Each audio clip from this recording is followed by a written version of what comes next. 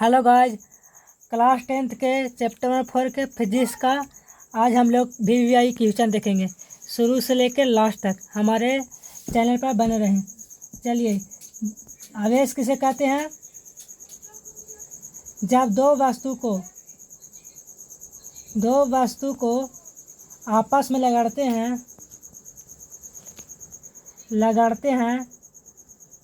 तो आवेश उत्पन्न होता है। उसी को आवेश कहते हैं।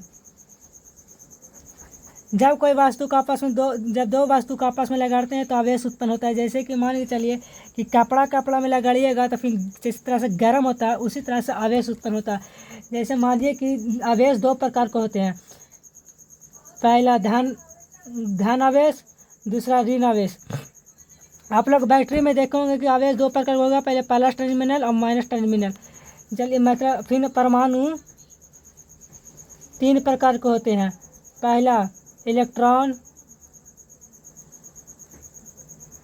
प्रोटॉन और न्यूट्रॉन। परमाणु तीन प्रकार के होते हैं, इलेक्ट्रॉन, प्रोटॉन और न्यूट्रॉन। फिर देखिए आवेश जो होते हैं, जिसे आवेश का मतलब जैसे विद्युत मैंने लाइन। मानिए जिस तरह से आप लोग घर में वायरलेस तार होगा, मानिए कि तार किसे कहते हैं? जिसमें विद्युत का आगमन हो उसे तार कहते हैं।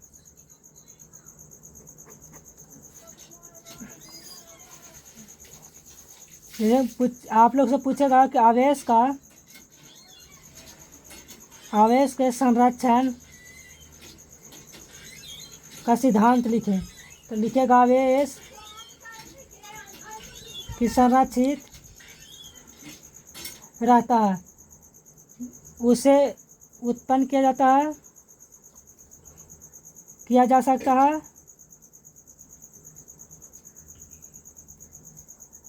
और न ही केवल नष्ट किया जा सकता है। आवेश का संरक्षित किसे कहते हैं? आवेश को वह संरक्षित जिसे उत्पन्न नहीं किया जा सकता, नहीं जिसे नष्ट किया जा सकता है, उसे आवेश का स्थानांतरण कहते हैं। अब चालकता किसे कहते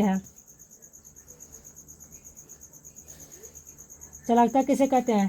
तो ऐसा पदार्थ जिनसे होकर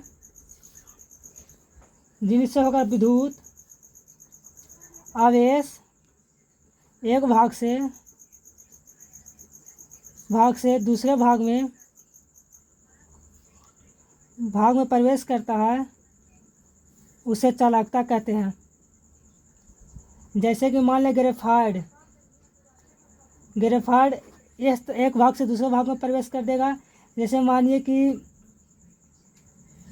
चांदी, लोहा, एल्युमिनियम,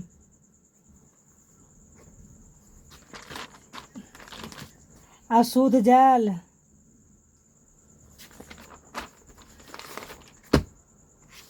अब दूसरा क्वेश्चन, विद्युत रोधी किसे कहते हैं?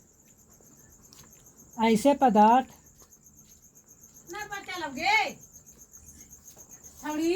जिनसे होकर विद्युत एक भाग से